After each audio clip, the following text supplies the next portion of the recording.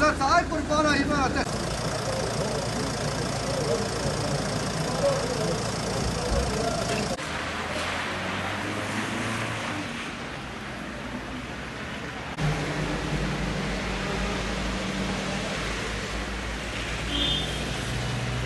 Em ji barana berfê re pir şabûn û berf temizliyê, oksijene, hemû kirêra dikuje, berf bereket e, av e, sermayê dikuje. Xwedê hez kir daîma ew ê wa xweşî be. Hewa temiz dike. Ew qerefêr dumanînin, hewa kirlî zaf hebû û artî mij hebû, mij sîs. û vî berfê anê xwedê hez ke ew ê hewayê xweşk înşallah, hewayê bişkîne. û berf mesela sıkıntıya avê jî mûşê çêbibû, av dihate birîn û evî berfan ew xwedê hez kir baraja ew ka tijî bike bibe bereket ji erdê re ew ê tişkî baş şev înşallah.